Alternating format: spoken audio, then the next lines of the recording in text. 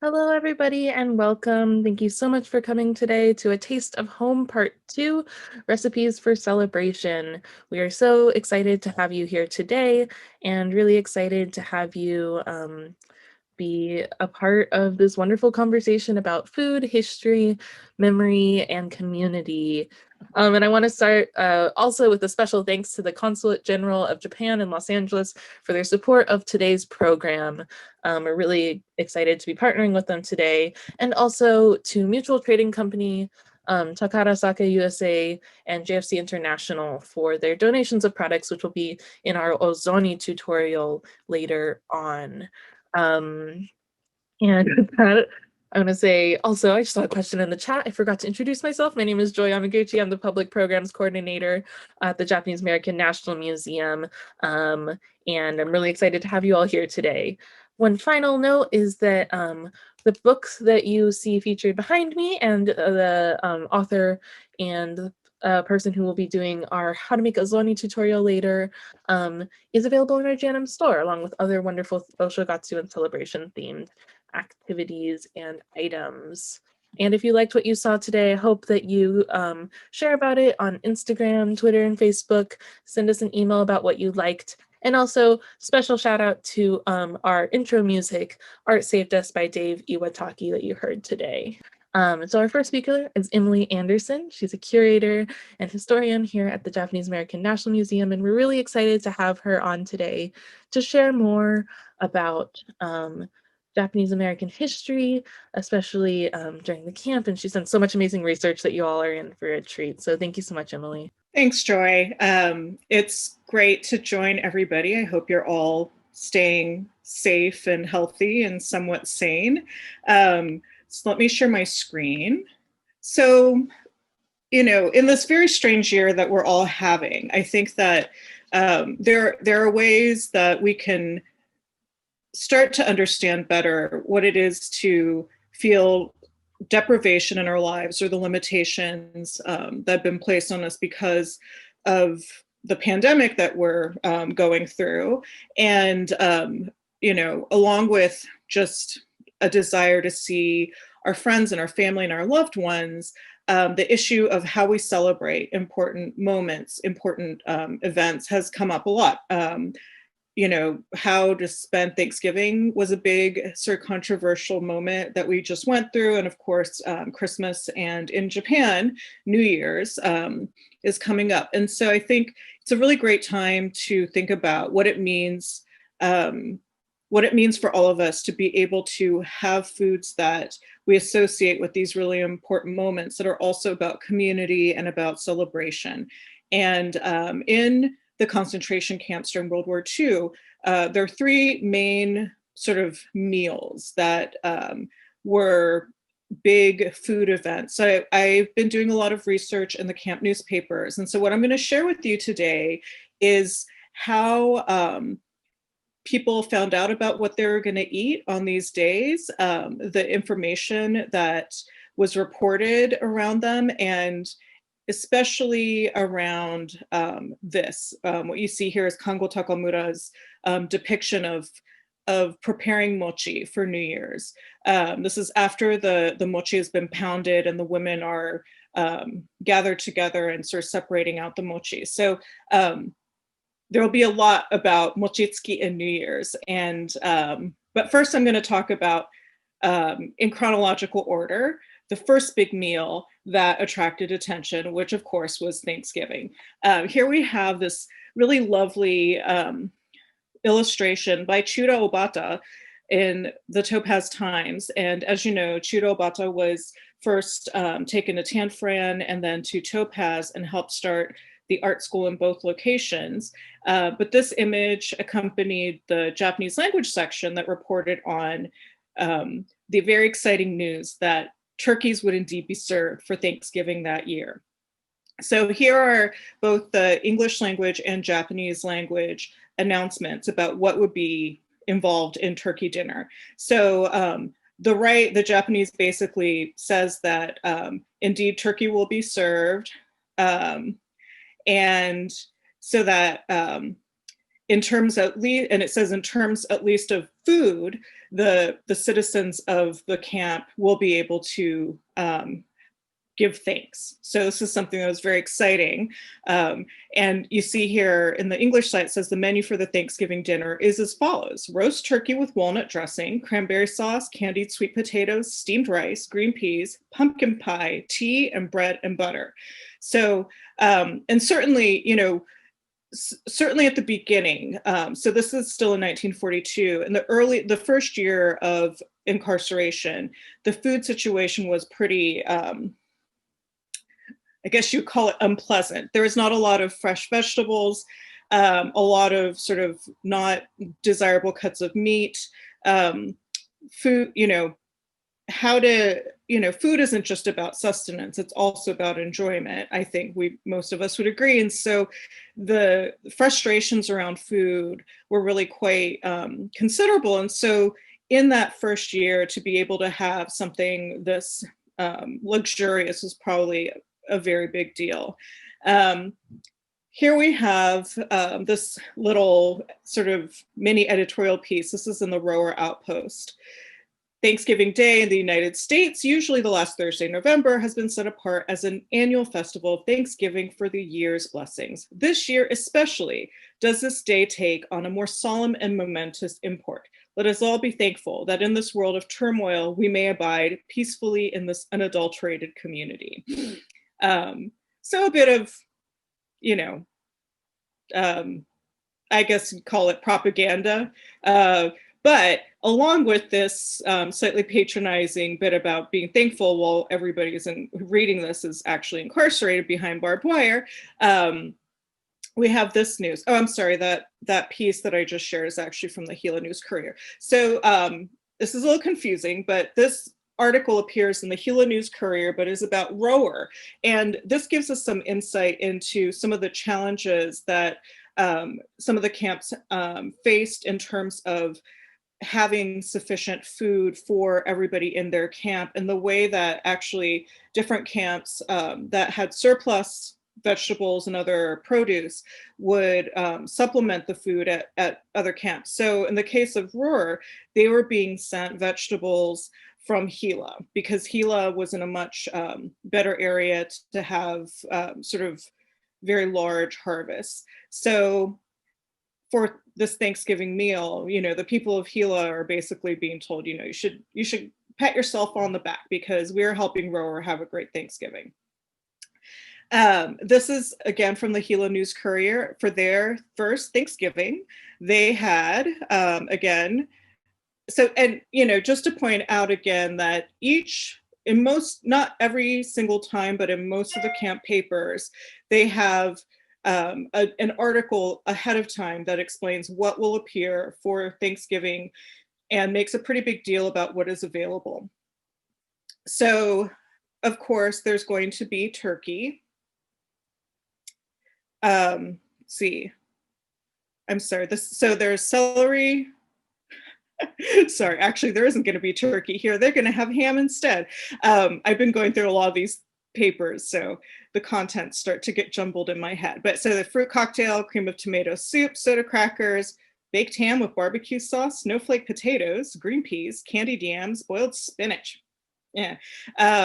Lettuce with mayo, which seems like a mistake. Then cake, biscuits, coffee, bread, and butter. So again, a pretty substantial multi-course meal. And then again, this is the following year at Gila. This time they will have turkeys. And just to point out again, the scale that this had to happen on, as the average average population of each of these camps is roughly around 10,000, right? Some had more, some had less, but it's a size of, a small town. And so in order to provide turkey for Thanksgiving in Gila, they needed over 7,000 pounds of turkey, which is a substantial amount of turkey. So in addition to that, they had chicken soup, cranberry, gravy, stuffing, candied sweet potatoes, fruit salad, apple pie, and others. I think, one of the things that really stands out to me for the Thanksgiving meal is how how familiar these menus sound to us even today, right? Like this is still sort of a standard Thanksgiving meal, and also how very all-American the Thanksgiving meal is. Now, this is an interesting one in Manzanar. So the previous year, apparently they had turkey, but that's not going to happen this year. And if you follow along on the clip on the left-hand side, it's because the Army will be consuming twice as many as in the past year. So instead, they got roast chicken because turkey was not available because of, war rationing. But with, again, a lot of trimmings. And all of this material that I'm showing you is available on the Densho website. All of the camp newspapers are digitized. So if there's any specific ones that you want to take a closer look at, please let me know. I have my email at the end of this presentation, and I can send you the references if you don't catch it while I'm talking about it here.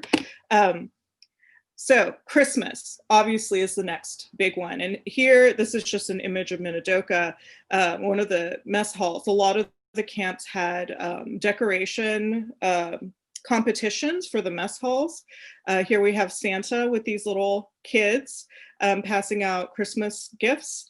And of course, again, the Christmas meal was also something that got special attention.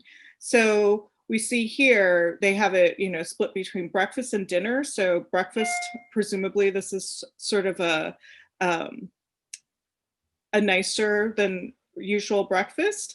We have soup, cheese, stock, celery, seems to come up a lot. Head lettuce salad, roast turkey with onion dressing and brown gravy, candied sweet potato, green peas, rice, bread, orange marmalade, fresh apple pie, apple cider, and tea. So pretty similar menu to what we've been seeing for Thanksgiving. Here, this is from a mochi in December of 1943. And again, roast chicken is playing the featured role for this Christmas menu. And the complete menu is roast chicken with dressing and giblet gravy, candied sweet potato and celery heart, sugar peas, canned fruit, plus pumpkin pie, dessert, cranberry sauce, coffee, and tea. So a lot of similarities. It seems like, chicken was much more common than turkey for the Christmas meal, but the rest of the trimmings are pretty consistent. Here again, this is, I believe, from Gila. Beef bouillon, fruit cocktail. Here they got roast turkey, fancy. And then the rest seems pretty familiar.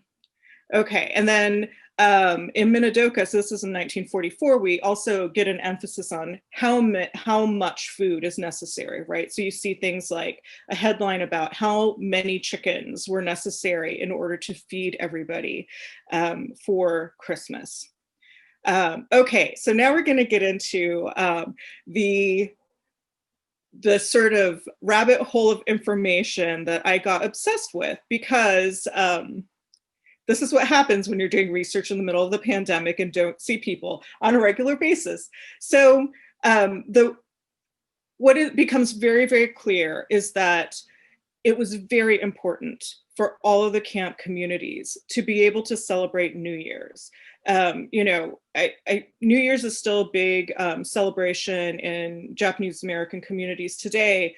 It's for people who aren't familiar with New Year's in Japanese culture. It is basically the equivalent of Thanksgiving and Christmas combined. It is sort of the long, you take about, it used to be traditionally 3 days off. So the first through the third, all the stores would be closed. You gather as a large extended family and just eat and eat and eat.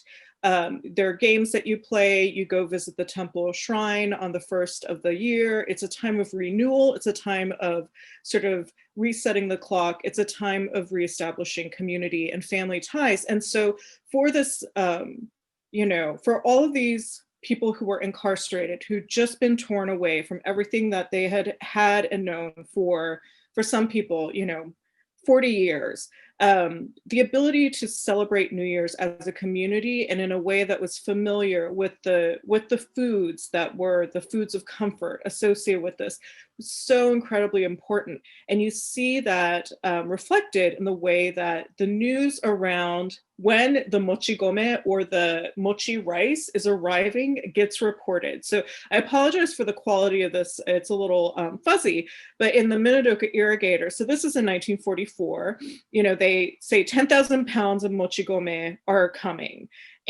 or are here. And I mean, 10,000 pounds of rice, that's a lot of extra rice. But in order to provide, a couple of rice cakes per inmate, it required that much rice. But just the fact that this is in the newspaper, I think is really, really interesting. Okay, so here's another one, mochi on the way for Center's New Year. Mochi coming soon. In this shared rower, it was actually delayed, so they couldn't have their mochi on New Year's Day. But one of the things that I found fascinating, so this is from the Daily Tulean Dispatch. It's a Tule Lake newspaper of the first, before Tule became a segregation center. So first they say they need mochi gome if we're gonna have our traditional New Year's mochitsuki. And they've managed to find some. But then we have this follow-up article.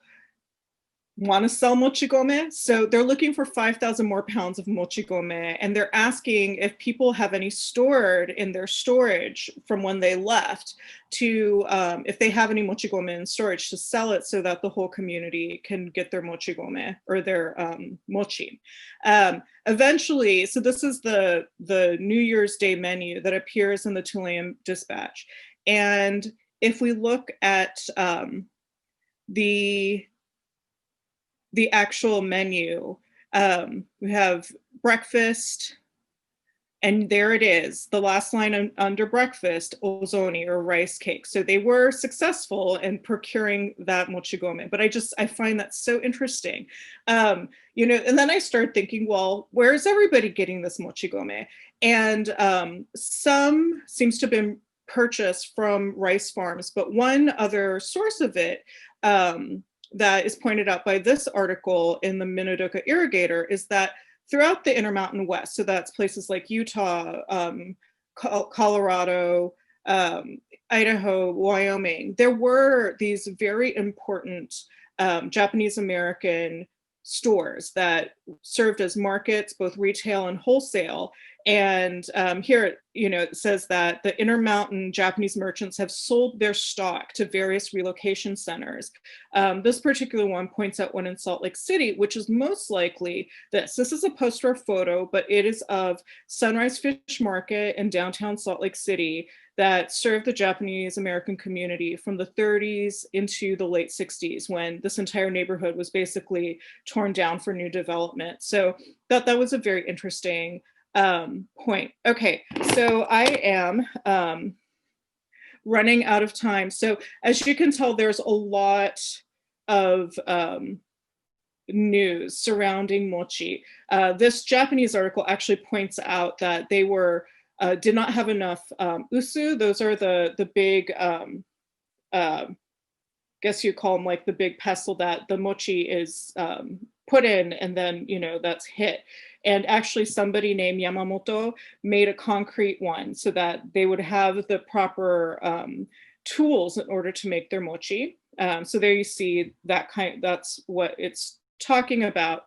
Again, there's a lot of, and Gila also apparently had goose, but the mochi, as you can see, is this recurring theme. And this I just want to point out before I share a clip with you. So this is in the Japanese section of the Gila News Courier, and it says, "War is war, New Year's is New Year's." With our traditions on this new year, our hearts will dance, because this is something that speaks to the Japanese soul.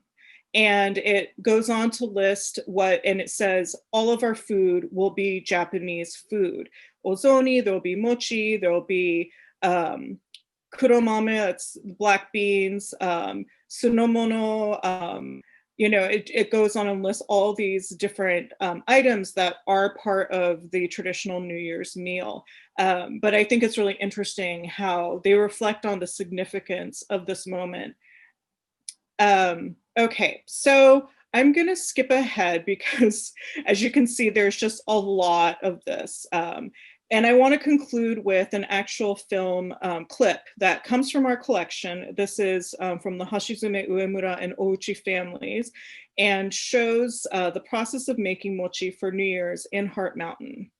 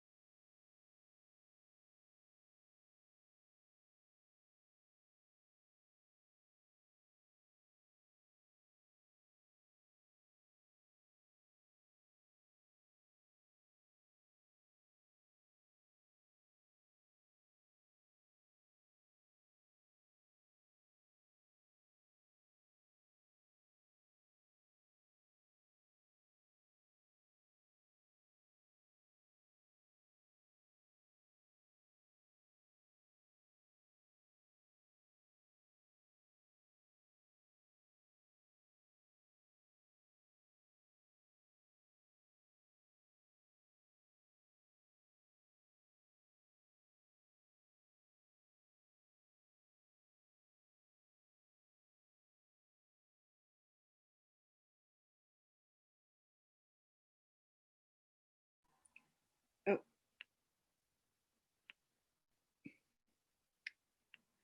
so I know that was a little long, but there's something so incredibly profound about the joy that you see people experience and feel as they're making this one very simple dish, but it's one with such importance. And it's a really touching moment. And, not just with festival or celebration foods, but just, the joy around eating things that are familiar or that are special to us are such important things for us to be able to record and share. So if you have other stories or have other, if you know of where people got mochigome, for example, or just want to share stories, please contact us at the museum.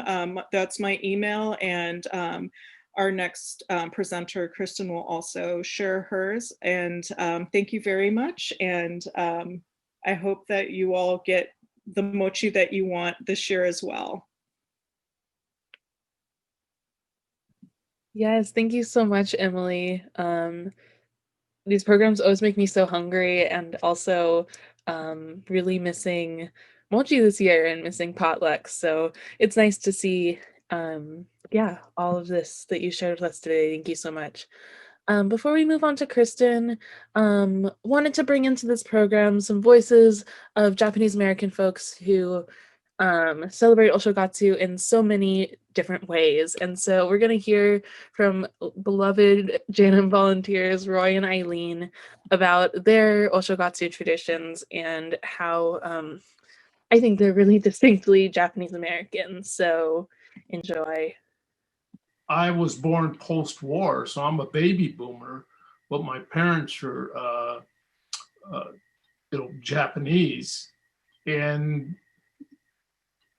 so when we celebrated holidays, Christmas was an American holiday, so we really didn't celebrate Christmas. But when it came to New Year's, that was a big deal. And I remember my mom, we weren't poor as church mice, but we were, this is right after the war. And so she made much of the stuff from scratch, but she did the whole 9 yards, spent probably 2 or 3 days cooking all the traditional stuff so that she wouldn't have to do anything on New Year's. But the whole big plate of all the Japanese food that you don't see the rest of the year, including sushi and all those funny vegetables, and had the ozoni before we started, into any other kind of eating, and invited either people who are fairly close by, either neighbors or relatives. And so we basically celebrated New Year's that way. And the mochi making was very primitive. We didn't use the usu and the kine. My father substituted a 5-gallon soy sauce barrel and got some limbs since we lived in the middle of an orchard, stripped bark and limbs off of and made poles out of some of the bigger branches. And he and his friends would sit there and literally pound the mochi in this 5-gallon thing and as I recall, there was a lot of probably excessive drinking of sake and stuff. So I would not have wanted to have been the guy who had to, kind of mix the stuff in between the blows. so our mochi was literally done the old-fashioned way. And later on, technology intervened, and my uncle bought a mochi making machine, and so that way it simplified things a great deal. Except for us, the kids' duty was to clean that darn machine, which was very difficult to do. It took a long time to clean it, but the mochi was great, and we could make a lot of it for two or three families as well as friends, since we were one of the few who had a mochi making machine. So that was basically, Oshogatsu was certainly the biggest holiday celebration and food preparation in our household. And I'll let Eileen speak about what her family did during New Year's.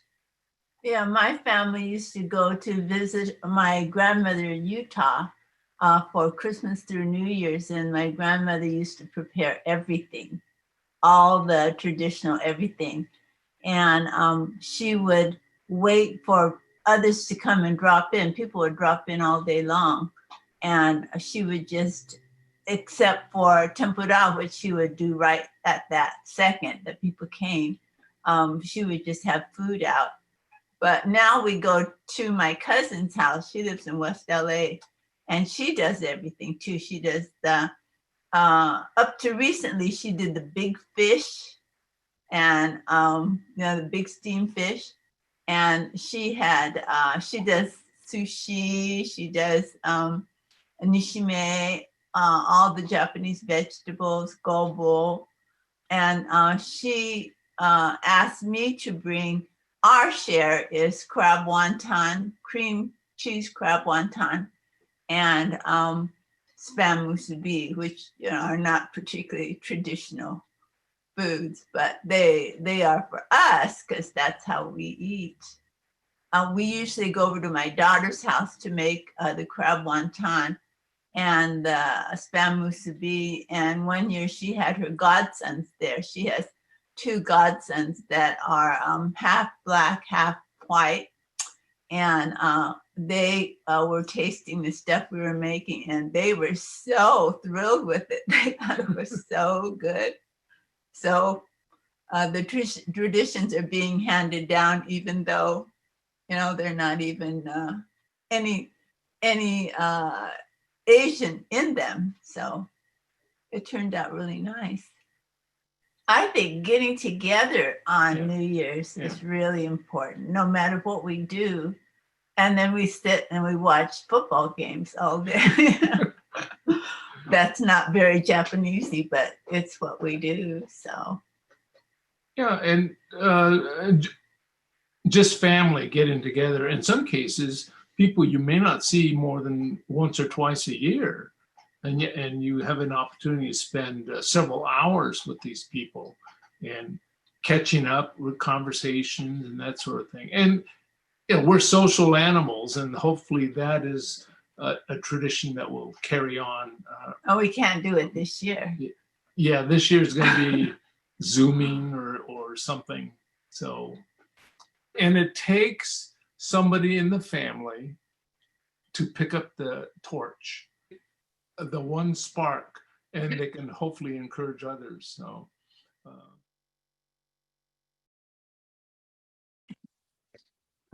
So thank you so much to Roy and Eileen for taking the time to talk. There is so much more that I wish we could have shared, but we'll have to do this again. And with that, I'm going to introduce to talk more about mochi and other things related to our collections, Kristen Hayashi, the Director of Collections Management and Access here at JANM. So take it away, Kristen. Greetings, everyone. Today, I'll share a sampling of artifacts from JANM's collection that represent this theme of recipes for celebration. And I'll focus mostly on Japanese New Year foods. The artifacts I think that I'm going to show you today really suggest that for Japanese immigrants and their descendants, the food traditions associated with Oshogatsu, or New Year's, provided opportunities to recreate a taste of home, to gather with family and friends and really establish a promising year ahead full of happiness and good fortune. So this is a home movie from our collection that captures the Tatsuno family's New Year's celebration from 1937. The Tatsuno family lived in San Francisco and operated Nichibei Busan stores in both San Francisco and San Jose. And while the Great Depression affected the Tatsuno family and their business, just for this one day for Oshogatsu, the Tatsuno family prioritized tradition and celebration. For generations, Nikkei, like the Tatsunos, really have upheld these Japanese food traditions at New Year's, passing around layers of jubako like they're doing in the video now, and eating both Japanese foods, and in this case, the Tatsunos, it looks like they have like a turkey or something as well to celebrate the New Year. This is a fancy jubako from our collection, and as you know, Japanese New Year's foods, or oseichi ryori, really have great symbolism and meaning, and so do the containers that they're served in. So this jubako, or stacked boxes, symbolizes piling up the good luck and fortune, and they served good luck foods like mame, or kombu maki, or other type of special New Year's foods. So since this is a program about recipes for celebration, thought I would show you some cookbooks from our collection that have recipes for some New Year's foods. So this is a cookbook that Yoshiko Hosoi, she later became Yoshiko Sakurai, started to compile when she was about 20 years old in 1938. And she used this date book to compile and organize clipped recipes, both from American popular magazines, but also Japanese American newspapers like the Food Column and the Kashi Mainichi. So here's an example of one of the Japanese dishes that she clipped from a newspaper. It's quite apparent from the recipes that Yoshiko saved that she really enjoyed entertaining for a variety of celebratory occasions and for large groups. So this was so fun, I had to share it with you. So here's a recipe, for a holiday luncheon, just for 8 of the girls, and just some dishes that you might serve. And she also has recipes for holiday open house for the whole crowd, 25 or more. So while none of us will likely have, these large gatherings of 25 or more this holiday season, you might keep this hot tea punch recipe under consideration for next year when you host your big holiday gathering. But in her cookbook, she also had a recipe for sekihan, which is a New Year's food. So it includes azuki, or red beans, and also mochigome, the sweet mochi rice.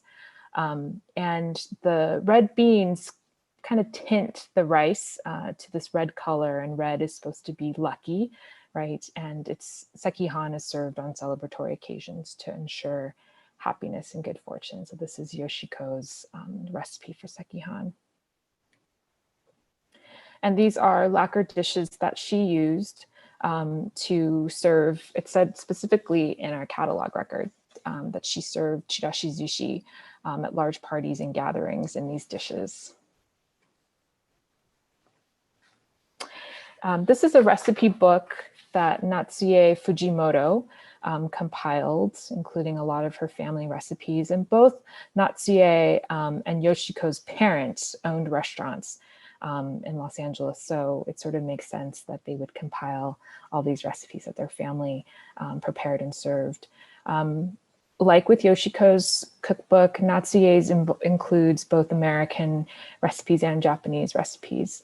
And these are just some from the collection that relate to New Year's foods. So on the left, you see different ways of serving mochi. So some of these are familiar to us: toasted with shoyu and sugar, and kinako mochi, which the kinako is the soybean powder that you sort of cover the mochi in. And then there's this one at the bottom that I thought was kind of unusual. I hadn't heard of this before. She calls it arare, or sugared wafers. And so she suggests cutting the mochi in small cubes, approximately a ½ inch square, frying it in deep fat, and rolling in sugar as you would do in making donuts and serving. So perhaps this is something you might try this year. And I know we all have different ways that we like to eat mochi. So maybe if you'd like to put in the chat, how do you like to eat your mochi? And then she also has her family's recipe for ozoni. And so it looks like the Fujimoto family, for their ozoni, uses chicken, onions, gobo, satoimo, carrots, and mochi. And I know we all have different ways of preparing our ozoni. So maybe you might put in the chat what you like to put in your ozoni. This is a seido from our collection.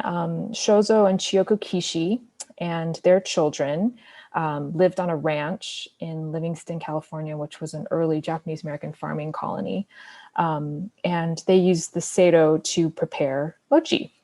And so what you're seeing here is a close-up. I think that the lid may have been made from scrap pieces of wood, so 2 pieces of board, and you see that gap there between the boards. And perhaps over time, like steam caused this gap to widen. So it looks like they may have doctored this a little bit by adding a bar at the top to hold it all together. Here are a couple kine, or mallets, that the family used to pound the mochi. You could see they're very nicely worn and used here. So Fred Kishi, who was the oldest son of the family, donated these items to JANM's collection. And we'll return to Livingston later in the presentation, and you'll hear from Fred's younger brother, Sherman, a little bit later.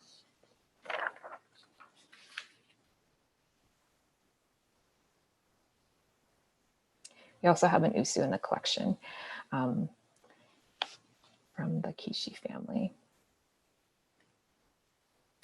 So, you know, the word mochi, it sounds very similar to the verb to have or to hold in Japanese. And it's all about eating mochi to, I think, have good fortune and happiness in the coming year. And you could see how this, you know, I think really carried people through World War II, this, the importance of, you know, continuing with this tradition of having mochi. These are some drawings by George Hoshida. So George Hoshida was born in 1907 in Japan. He immigrated to Hawaii. He was living in Hilo, Hawaii in 1940 with his wife and 2 children. He was a salesman for a public utilities company. And, you know, it's possible that because of his affiliation with the Buddhist temple, and also his interest in judo, that's what caused him to be detained. But he was one of, you know, a number of Japanese men from Hawaii who were brought to the mainland and detained in a number of Department of Justice camps. And so what's really amazing about George Hoshida, so because he was at these different camps, it really gives us a sense of not only the people, but just daily life in the different Department of Justice camps that he was incarcerated in. These 3 drawings in particular are about Mochitsuki that took place in Lordsburg, New Mexico. So he has the date on here, December 31st, 1942. And, you know, I think we think of mochi as being a very gendered, in some ways, activity where you have, you know, the women usually doing the pinching and the shaping of the mochi. But what I found so interesting about these drawings is you see that because there weren't, you know, women around Lordsburg, you have these men who are doing the pinching and shaping in addition to the pounding of mochi. And so I think these drawings, you know, represent that for internees at Lordsburg, for some of them, this is their second New Year's away from home, separated from their families. And so Mochitsuki provided, you know, a way for them to really connect, I think, with home. So these are photos from mochi at Manzanar, I'm pretty sure. I love the photo of the little girl towards the foreground with like mochi rice flour on her face. This is another one from Jakiwata, so likely from Manzanar. And you just see like dozens of perfectly shaped mochi in the foreground and lots of eager people waiting for mochi sort of in the background there.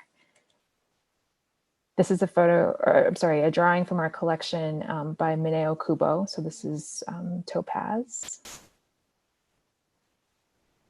And then the next 3 photos are from our collection, but we're not quite sure where these were taken. So if anyone recognizes any of the individuals in this photograph and can help us identify where this took place, please let us know.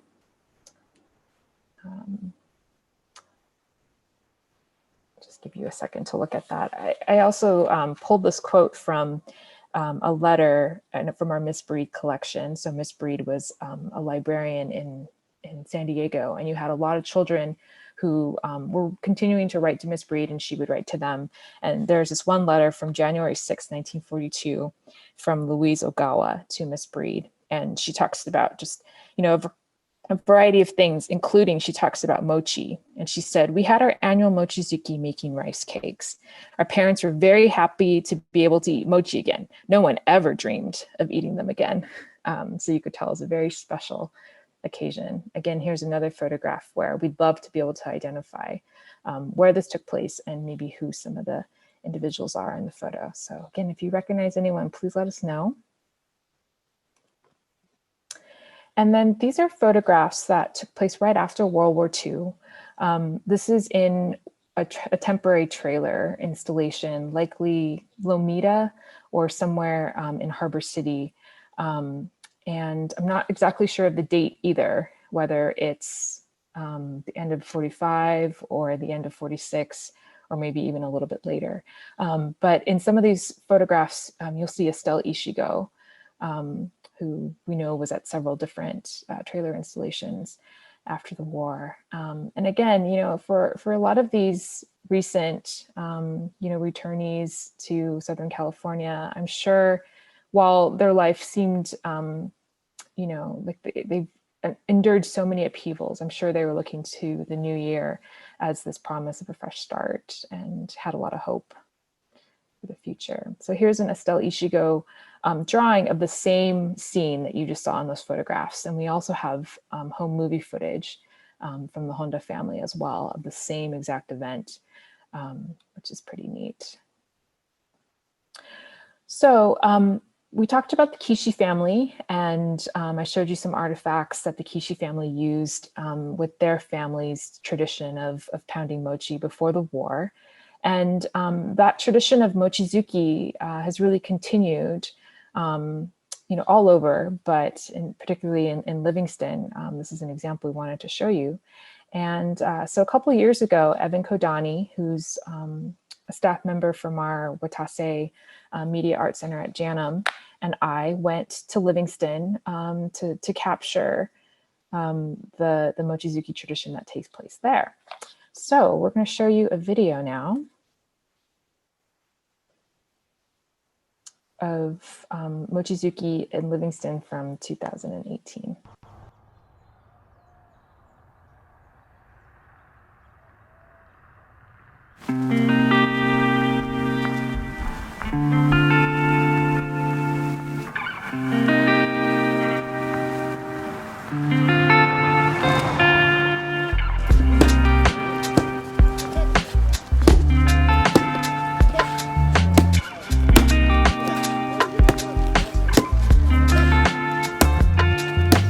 We started doing mochi in the 70s as a fundraiser for the youth community of the church. There were a lot of us kids that were helping out at the time, so we just kept helping out, and we still use the same equipment. We still do it in the same church, same location every year. So it gets steamed, it gets mashed in a granite bowl with mallets. And then once it's pretty smooth, there's no more grains, it comes in usually inside to an assembly line where people are pinching off and shaping it. It doesn't taste of much, but I mean, my preferred condiment with it is soy sauce and sugar. And so I think that when you eat it with that, it's just a really nice mix of like taste and texture. I always have some that I don't eat, don't finish. I imagine everybody that buys it has some in the freezer still from last year. Mochi has been traditionally one of the events that I've had in Japan for many, many centuries. We never did this before the war as a group like this with the church. It was done mostly community within the community. Different homes made their own. This year we're pounding 400 pounds of raw rice. And we wash that 3 days before, soak it for a couple of days, and then they get ready to do what they're doing right here, right now. They steam the rice with old traditional cookers. Some of the boxes that they steam the rice in came from Japan. Some were made here also. We use the rice grinder still partially just to help speed up the process. We don't fully grind the rice. We just grind it just enough so it saves a little bit of time and effort of doing the pounding, and we finish pound it. We had the usu, which is the granite bowl. I had one friend that once they saw that, they said, "Oh, we have one like that. It's our dog's water bowl." So this stuff was around, and it had been not in use, so a lot of times people didn't know what it was for, but now we kind of brought it back. We make the mochi every year just before New Year's. Yeah. And we hope that the kids will come back to help make it. I mean, the way I like jokingly explain it to people is it's when a lot of like old like Japanese aunties come up to you and ask you questions and you have no idea who they are. But at least for our family, it's definitely like a family tradition. When you're young, you like start at the dusting table, and then when you get like big and strong, like you start pounding. And then we make jokes that like the older men who like sit there and turn the mochi like will become them, or like me and my girl cousins will become like the aunties inside who like shape the mochi and stuff. It's a generational thing, and you kind of grow into the new roles. Yeah, so I don't nearly know enough right now. Maybe in 50 years I'll know enough. Yeah, there used to be a real pecking order, like you had to work your way up, right? It's like the minor leagues and then there's the big table, you know, you gotta kind of work your way in. But it used to be really the guys are outside and the women are inside. So there weren't a lot of women outside to start. It seems like less men tend to come inside. It's rare to probably see a guy in the pinching, but that might be part of that pecking order thing. It's like, you know, you have to work your way in. The fire guys are always guys. So I used to pound and I used to turn, you know, turning the mochi. And I remember many years ago when I was turning the mochi, when they're pounding it, my brother was pounding and we got our rhythm mixed up and he hit me right on the top of my hand with the mallet. Rhythm is important. Committing to your swing is important. I'm just kind of describing like how to do a good baseball swing too. I think it's a pretty nice tradition. I don't know how long it's going to last. We're running out of people that will take over. Our kids are all well educated. They've gone to jobs within the cities, and very few of them are coming back. Yeah, I moved away because I live in Berkeley, my siblings all moved away. Mochitsuki is a great time to come home because you know that other people come home too, and also to connect across generations. So you can have, like, I'm a sansei, so you might have a nisei that you're talking to, or have a yonsei or gosei even. It's interesting, and the young kids get an education about sort of what this is and how it's made, and I don't think it's very common. Especially, I think, to all the people who do it year after year, it's such like a big event. And I feel like so many people have such a connection to it that if I heard that nobody really wanted to step up and take the reins on it, that would make me pretty sad and pretty, like, not to like be dramatic, but I would kind of lose faith in humanity a little bit. Well, that's part of our heritage. There's a lot of new generations that really don't know about this in our culture. Even the community will come out and participate, so something we've just done in the past and we just keep doing it. It's just another step forward each year.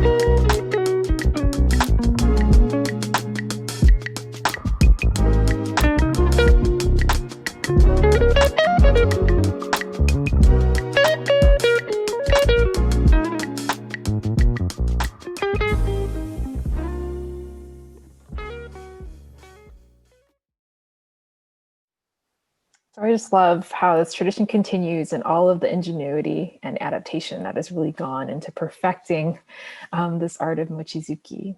So thank you. Thank you so much, Kristen. And we'll have you back in a bit to answer some questions along with Emily and Azusa Oda, who we'll be seeing next. Azusa is the author of this cookbook, which I love, Japanese Cookbook for Beginners, which is available in our JANM store. And she's also put together a demonstration of Ozoni, which is the traditional Japanese first meal of the year, first soup of the year. And also a little bit, you're going to see a way to make mochi that's maybe a little bit more accessible for those of us at home right now. So with that, I'm going to introduce Azusa Oda and how to make ozoni.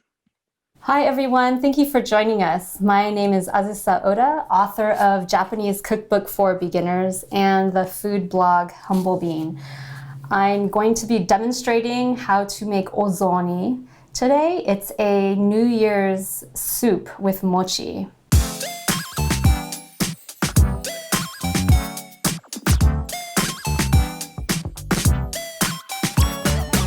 I wanted to start by making the mochi itself because I know with the pandemic, many events will be canceled, including Mochitsuki that usually happens annually, where a community comes together and pounds their mochi.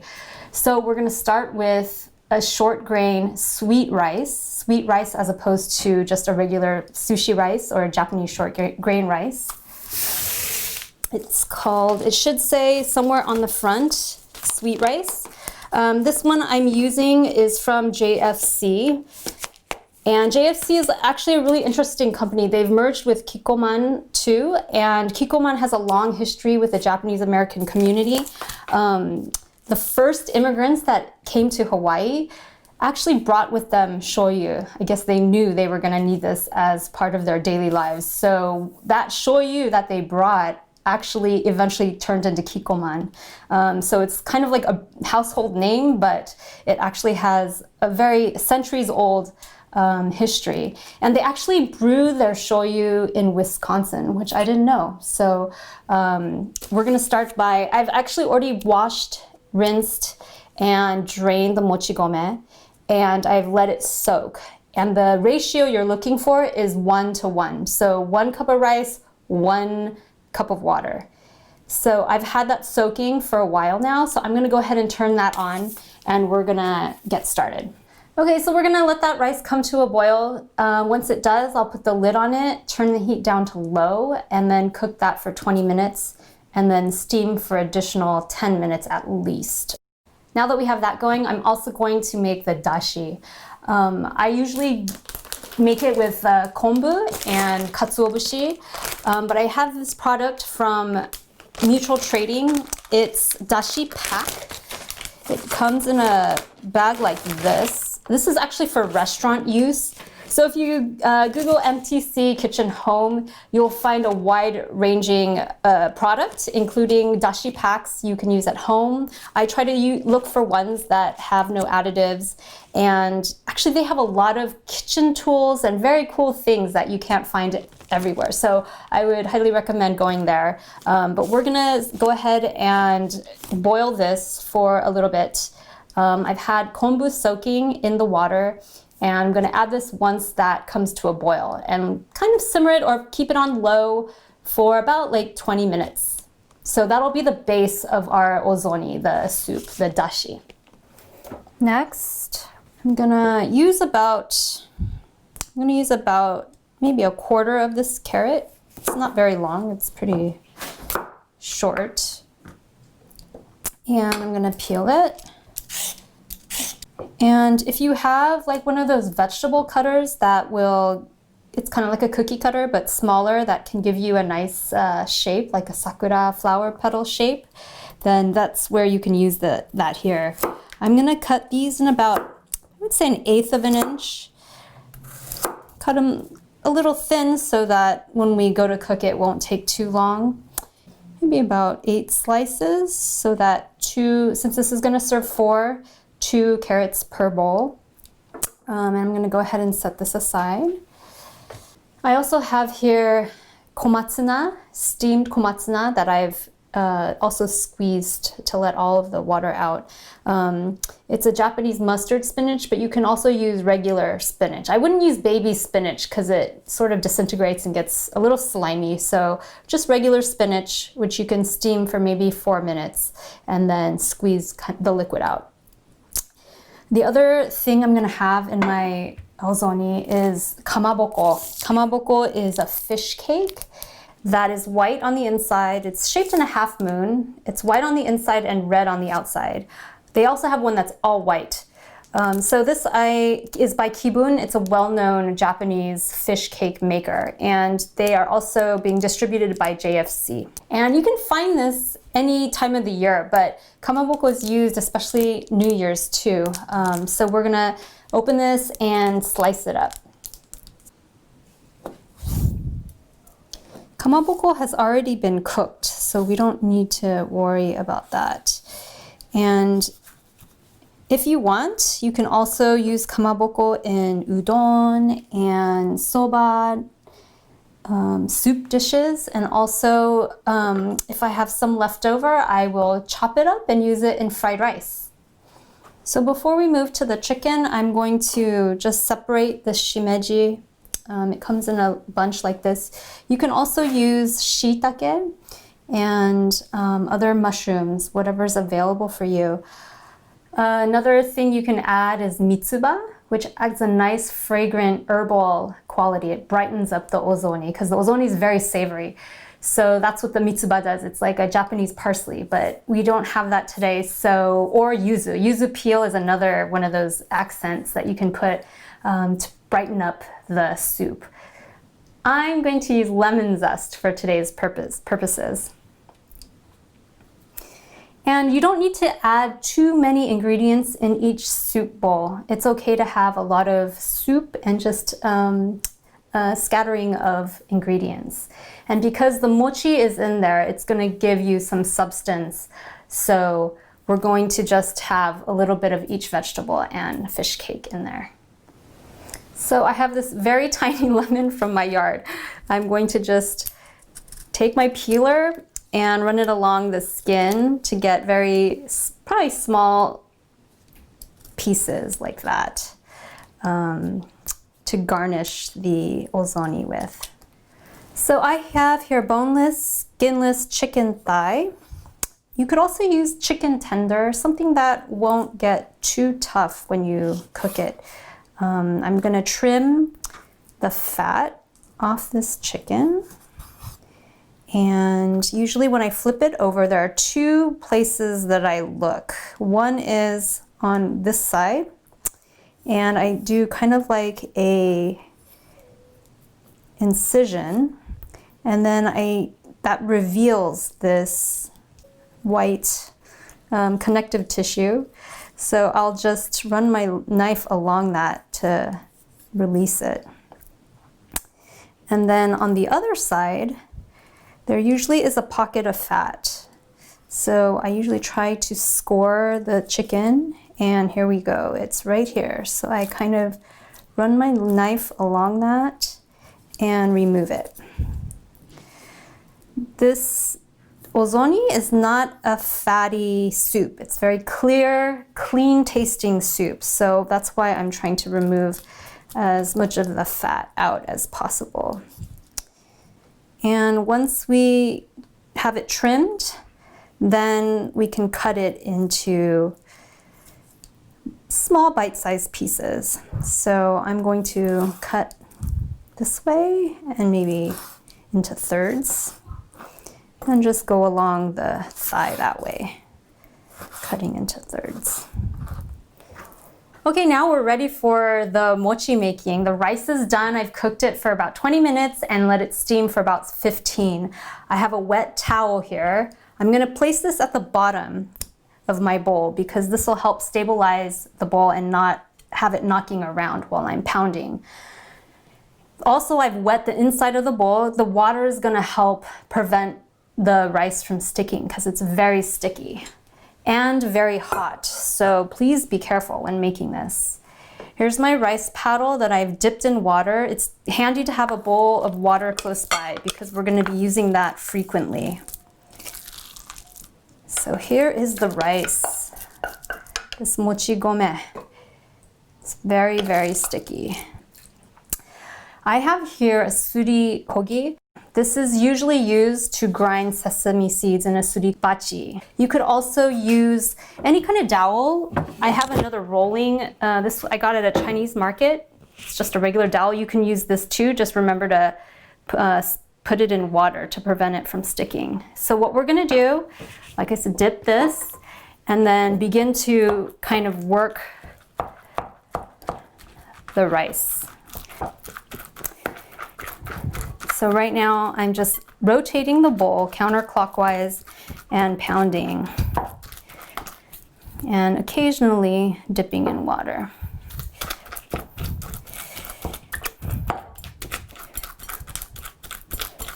You can even say mochi, mochi, mochi, mochi, mochi, mochi, mochi. I still have very distinct grains here, but once you've gone around and you want to kind of flip this, again, dip your rice paddle in water and bring it up.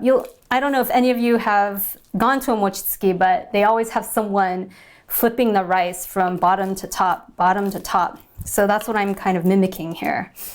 And then go back to pounding. This is getting really close. I'm not sure if you can tell, but it's now looking like one glob, a little bit bumpy. So we're gonna try to pound this out to make it smooth. Okay, so this is looking good. I'm going to get ready for the next step. We're gonna need katakuriko, which is potato starch or potato flour. You can find it at Whole Foods, Japanese markets, other Asian markets probably. I also found it at my local bulk food store. And the reason why we use katakuriko instead of, let's say, like mochiko, the rice flour, is because it's a little less expensive to use. Okay, so let's get ready for that. I have katakuriko here. You're gonna want to be generous with this and coat your entire board. And also, I'm going to have a little extra mound on the side. The other thing you want to have prepared is some kind of tray or baking sheet. And this is where we're going to put the mochi, the shaped mochi. And I'm going to just dust this with katakuriko as well. Because even after you shape it, it's going to tend, after it sits a while, the flour kind of absorbs the moisture and it's going to want to stick. So I'm just lightly dusting my baking sheet. Okay. Now make sure your rice paddle is wet. I'm going to scrape the mochi onto my board here. Trying to do it in one piece.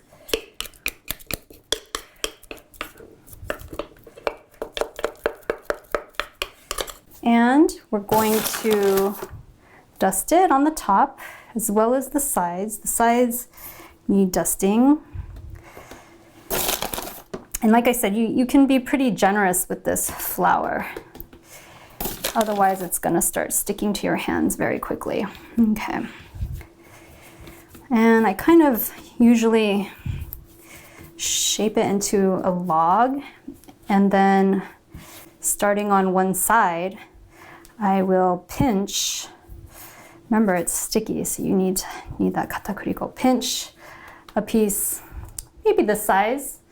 You can go smaller, larger, depending on what you want. And I tend to move the mochi along my palm here. And what I'm trying to do is make that mochi smooth on the top. So I'm doing that. If you're into bread baking, this is similar to shaping a loaf. But I'm kind of pulling so the surface of the mochi gets kind of pulled underneath, and then I'm shaping it into a nice round piece. So once I have a nicely shaped circle, I'm going to place this on my baking sheet and then continue. And we'll see how many pieces we'll be able to make with this batch. Okay, so we're done shaping the mochi. From the 2 Japanese rice cups of mochi gome, which is about 1.5 cups of American cups, I have here about 18 pieces of mochi. So we're gonna set this aside. So now that the dashi is done, I'm scooping in roughly between 3 1/4 and 3.5 cups of dashi. That's about 800 milliliters. Okay, I'm gonna set this on medium heat. And we're gonna wait for that to come to a boil. The other ingredients we're gonna use is mirin. This mirin is by Takara. And they're a company that originated in Kyoto. They actually brew this now in Berkeley. So both the mirin and the sake, we're gonna use both of these today. Now that the dashi has come to a boil, I'm first gonna add the carrots. These carrots are gonna cook simmered for about 2 minutes.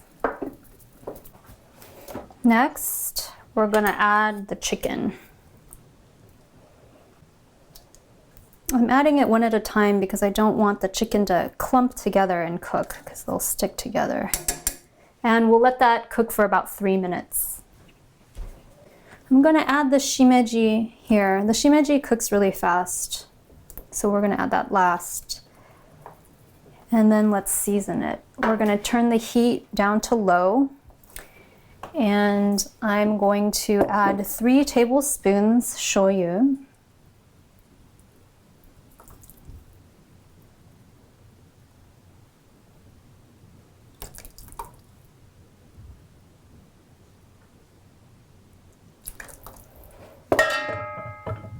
One tablespoon sake.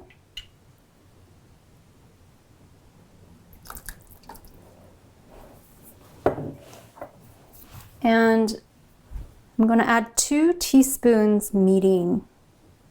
Ooh.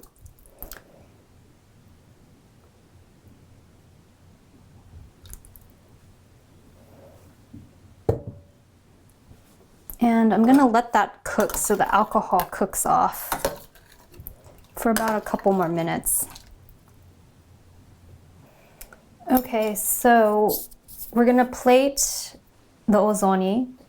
I'm going to put this fresh mochi in here just as is, but if you have day-old mochi or older mochi that is hard, or even the store-bought mochi that comes in a rectangle or a circle, you'll want to cook that maybe in a toaster oven if you have it, or on a dry pan, maybe with the lid on, and wait for that to soften and puff up, and you'll get a nice crispy, crunchy edge, which is also nice. But since this is fresh, I'm going to go ahead and put this in the bowl. I'm going to add a piece of kamaboko, and I'm going to also add some of the steamed komatsuna, or spinach if you have it, both the leaves and the stem. And then we're going to ladle the broth in. So after you've seasoned the ozoni and it's warmed, I recommend tasting it. And a lot of this is by preference. Oh, it's really good. It's very warming. The katsuobushi is really nice. Or the dashi, I can really taste that smoky flavor. And it should be a little bit on the salty side because you have the mochi inside the soup to kind of offset that saltiness. And I think it tastes good as is. So I'm going to go ahead and ladle the soup in the bowl.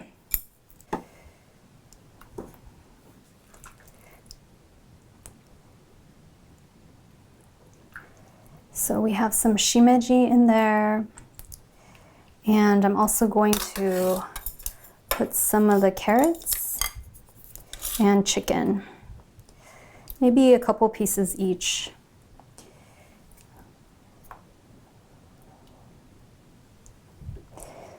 Like I said, it shouldn't be overrun with too many ingredients. I like having the addition of the carrot and the spinach because it adds nice color. And of course, some shimeji. Let's put a couple more in there.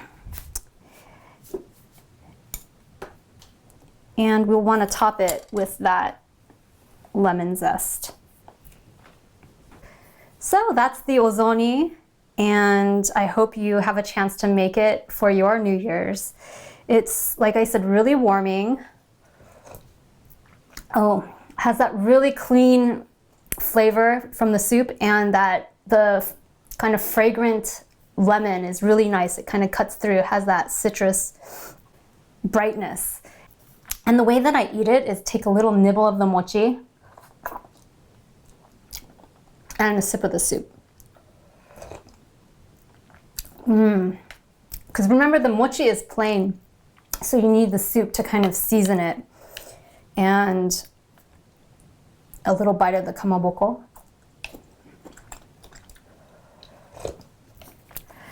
So that's how you make ozoni. I hope you all have a chance to make this at home for your New Year's.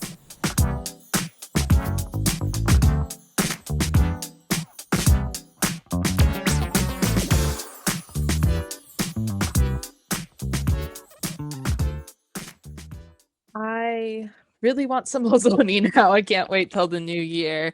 Thank you so much, Azusa, for that wonderful demonstration. As I mentioned, you can find her cookbook, but that demonstration will be up on YouTube as part of this program later as well, so you can keep accessing it. And was this ozoni like the one that you make at home? I know a lot of us have different traditions from different parts of Japan. So you can put that in the chat. Let us know what your ozoni looks like. And let us know if you try making mochi at home. Tag us on social media, send us an email.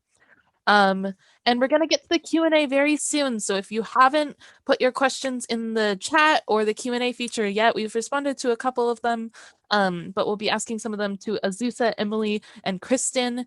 But before we do that, I want to share some reflections from another JANM volunteer, Carol, who I'm so excited. She has a really special tradition inspired from her Hawaiian background from being from Hawaii. So with that, we're going to hear a little bit from Carol, and please put your questions in the Q&A feature if you have them for our panelists, and we'll get to as many of them as we can before the program concludes.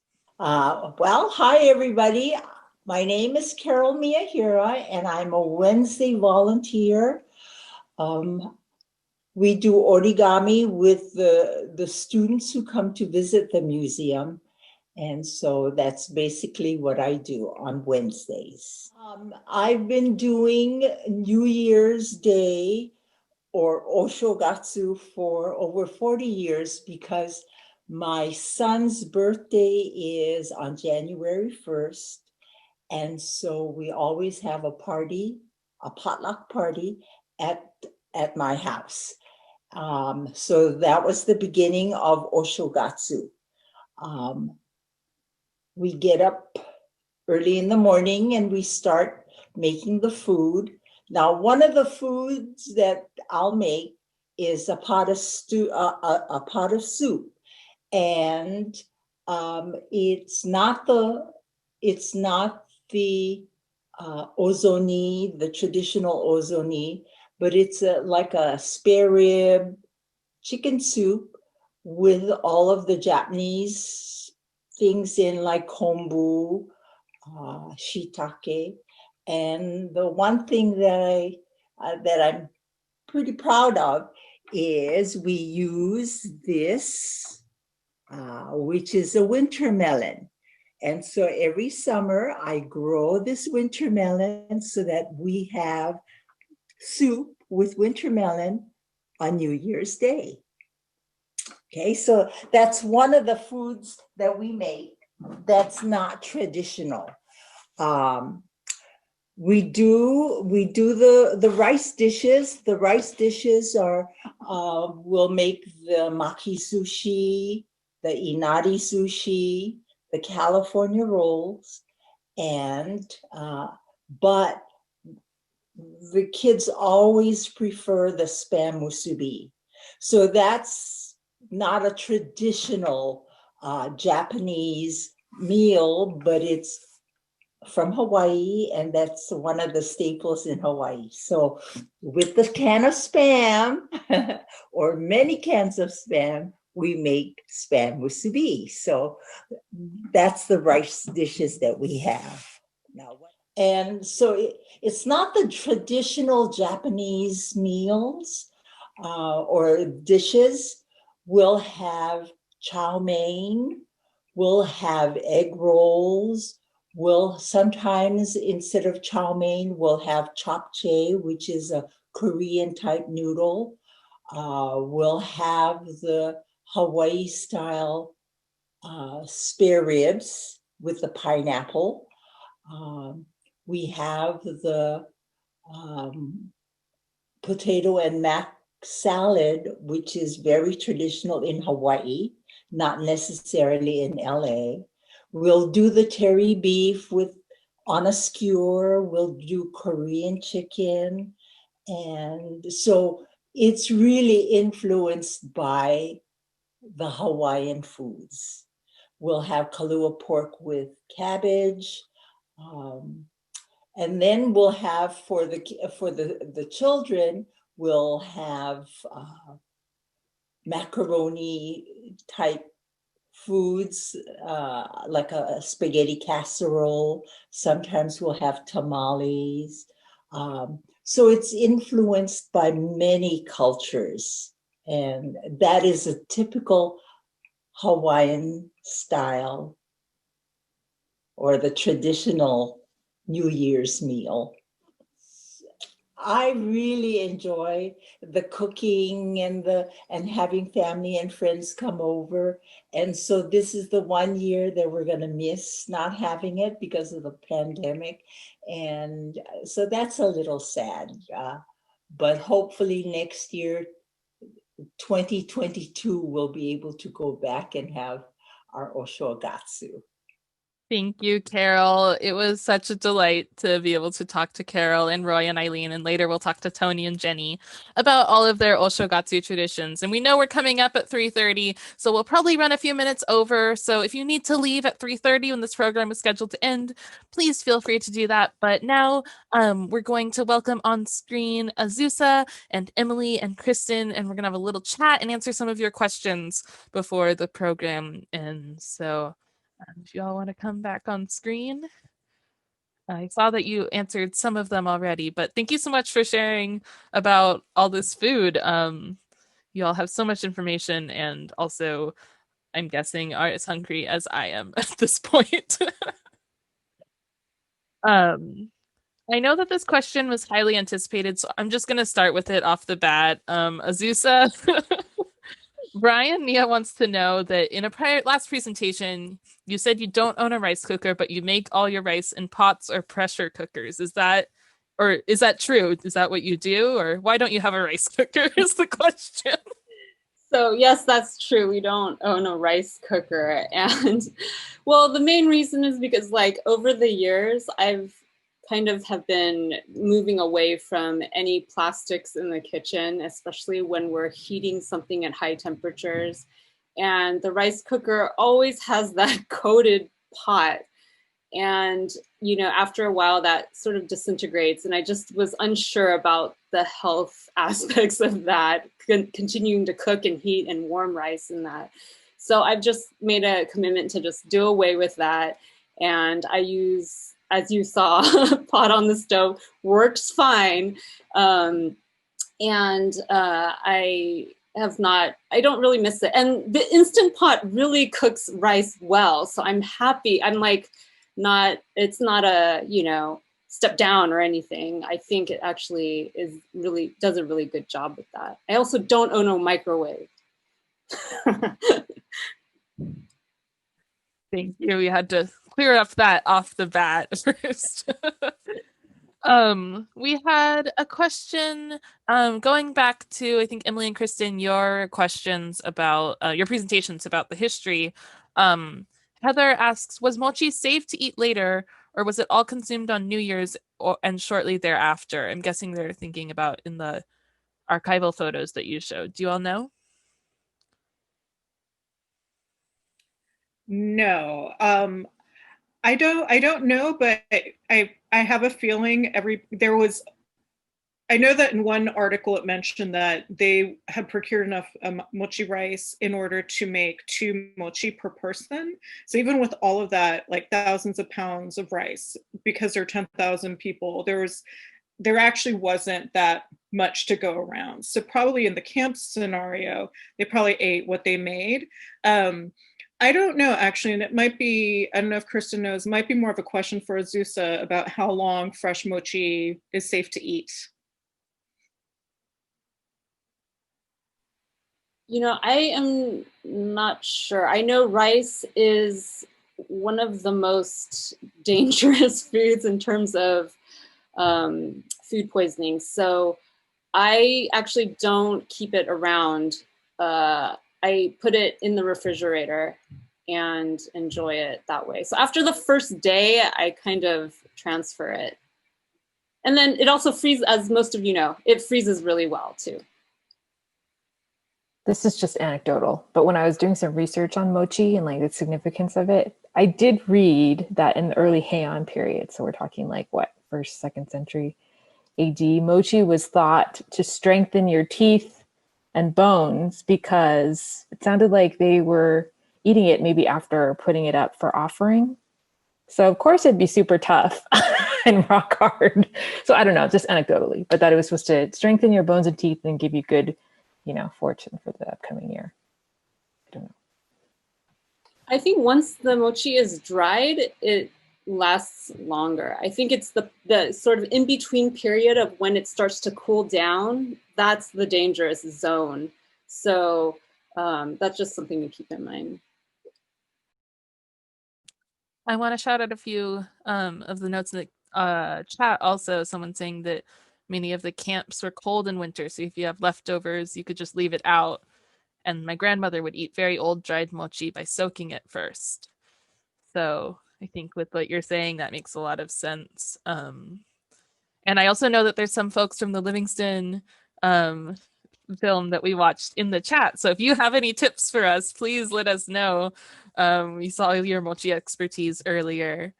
Emily, there was one that you answered by typing, but you were wanting to ask out loud. Oh, the Linda's question about saying that we've been having a lively discussion on a website regarding the Oshogatsu tradition of hachimori. This is a large platter with 8 traditional New Year's foods, kombu maki, kamaboko, kenten, etc. We learned how to make it from the Nisei aunties in our family. I understand it comes from the Uwajima area. Do you have any info on this tradition? Yeah, so I wanted to bring that to the entire, to crowdsource it with all the people watching. Uwajima is in Ehime in Shikoku, and what I know is what my family does. So I have a very odd, my mother grew up in Tokyo, but my grandma's from Yamaguchi. So we do like Yamaguchi style stuff. And I'm sure a lot of people know that Japanese food is very regionally specific. And so a lot of the traditions different people have, and, in addition to this one, Gil also mentioned that his family does a very different thing because his mom is from Hokkaido.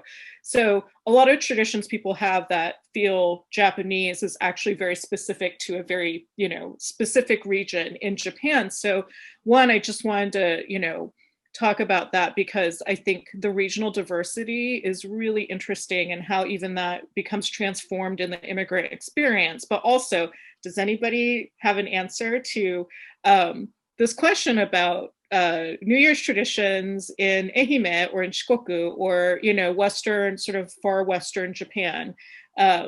Because sometimes the best sources of this information are just the people who do the things that we want to know more about.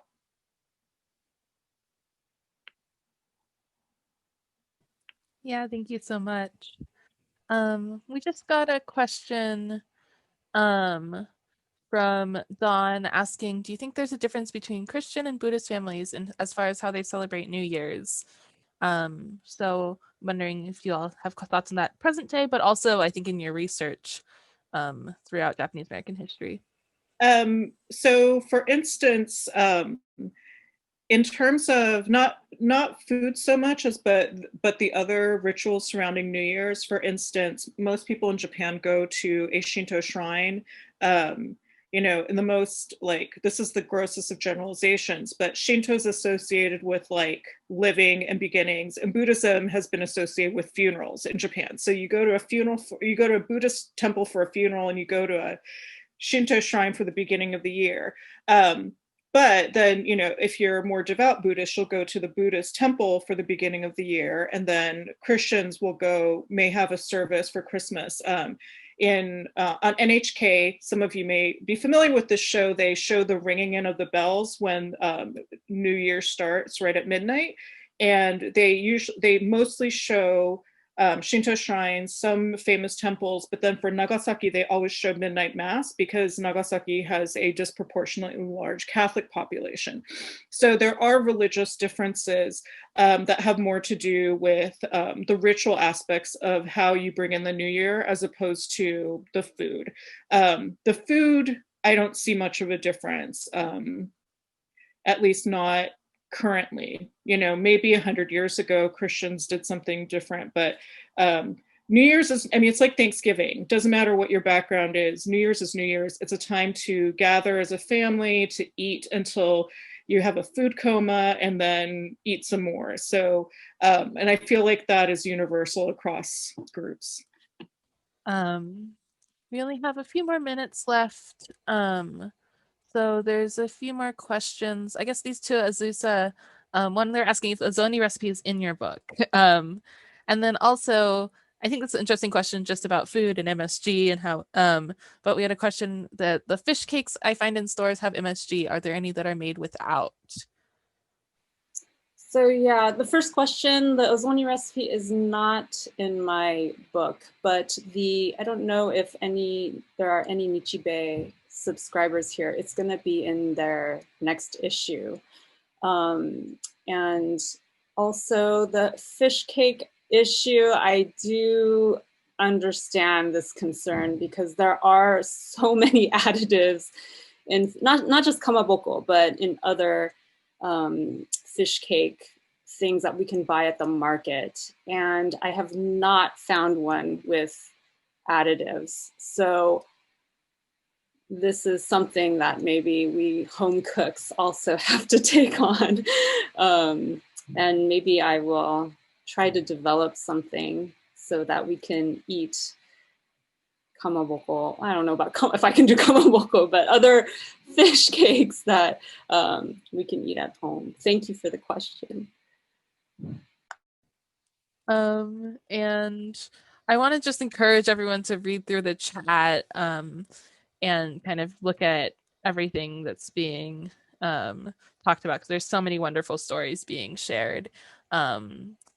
But maybe we can just conclude with this last question about, like, has anyone talked about why mochi? So does anyone want to take that one? I think they mean why mochi for Oshogatsu. Why is it such a big deal for So not to be the obnoxious historian who says everything we think is traditional is actually modern, but I will be that annoying historian because it's also true. I can't answer why mochi specifically, but a lot of the things that we consider sort of these timeless traditions are actually fairly contemporary. Even, in fact, in Japan, rice was not a common aspect of every meal for everybody until after World War II. So it was common for people of higher classes in the cities, but outside of those areas, rice was actually not affordable for a lot of people until the 50s and 60s. So mochi, in many, many different forms was common all over, but something, and even visiting shrines in Japan for New Year's, which if you ask anybody, including my Japanese mom, will tell, they'll say everybody in Japan since the beginning of time did this. It actually became a universally national custom in like the 1870s. So just to be that annoying person, but these things are true. But I don't know if Kristen or Azusa, you have more insight into the question about mochi specifically. And we know that rice symbolizes wealth, right? And even like the age 88, right? It has to do with manipulating the numbers and creating the kanji for rice. So I imagine, and plus, I mentioned earlier about mochi sounding like the verb to have or to hold. And so I think it's hoping that you have prosperity and happiness, all those good things for the new year. So I imagine that's why mochi and rice for the new year.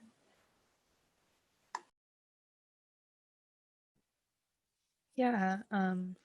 One follow-up question is asking, Emily, specifically, was there a different kind of grain that people used, or they just didn't eat it? Yeah. So I know that millet was mixed in with things, or wheat.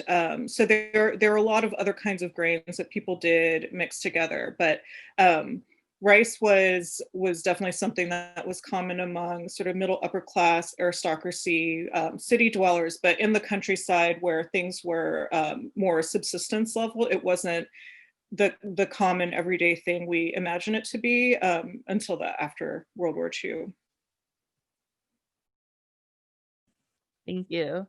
Well, with that, I think that we're at the end almost of our program. Were there any last points and last thoughts you wanted to share about Oshogatsu?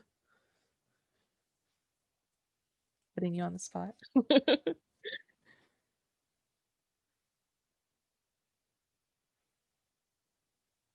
I think that we have, yes, a lot of a lot of information in the chat as well. So I am gonna play us out with another clip of Tony Osumi and Jenny Koida talking about their Oshogatsu traditions, and I will leave the chat and the Zoom call open for a few minutes so that folks can also share, gather any links or information from the chat, as well as from our panelists. So thank you so much to you three. Really grateful to have you here.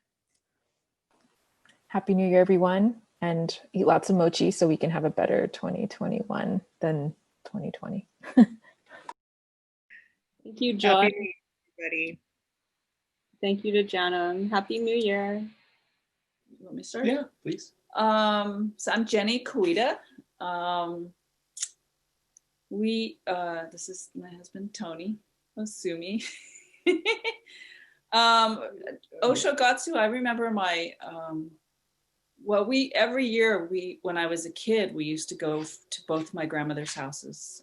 One, my grandma in Boyle Heights, and then we would do sort of a family, larger family gathering with all the cousins and everything. And then after that, we would go over to Crenshaw area where my other grandmother lived. And so she was, that was a much smaller side of the family, but we spent a lot more time there, my dad's side. So she used to make everything, all the sushi. She was from Japan. She was Issei.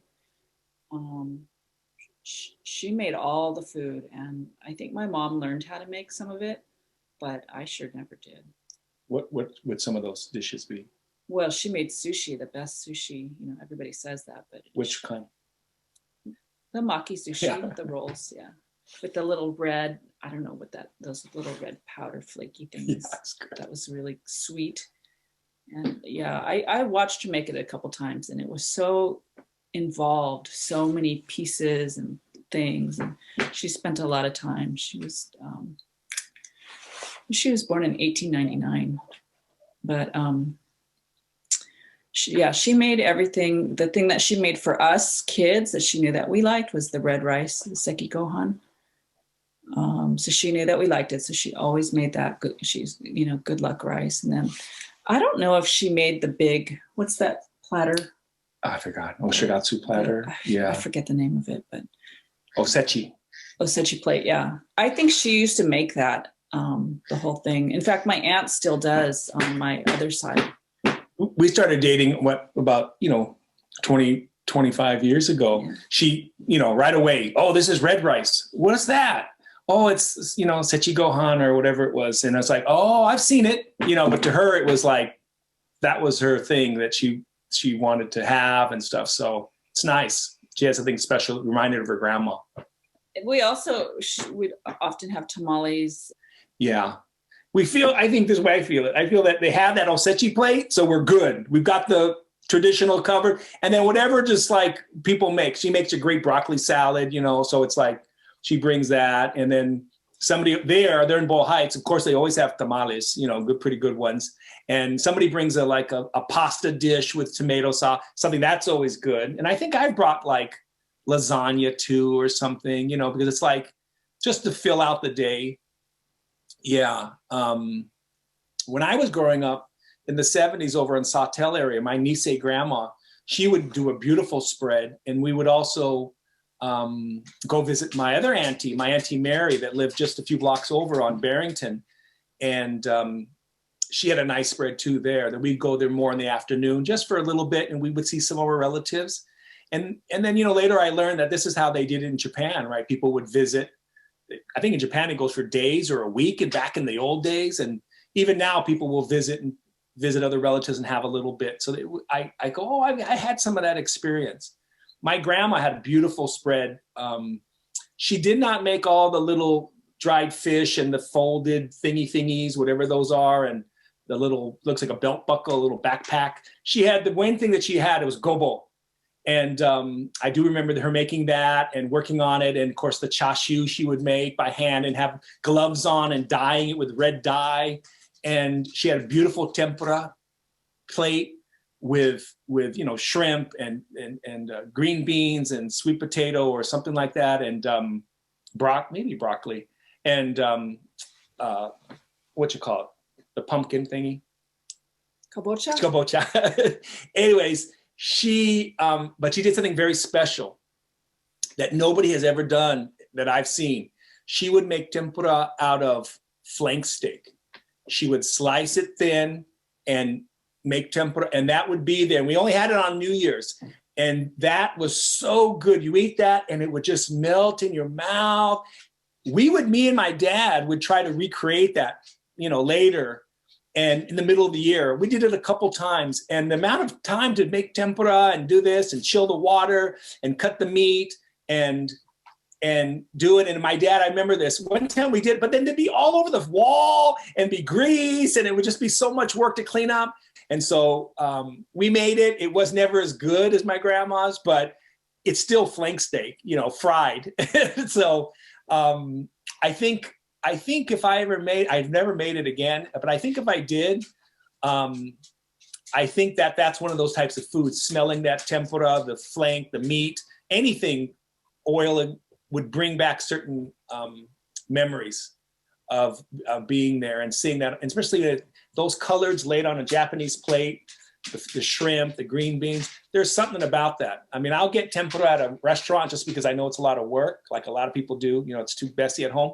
But I think it's one of those food things that brings back memories. That tempura on when I even go to other people's house when they have a spread like that, it's like, you know, you're like, I'm so happy I'm Japanese American, you know.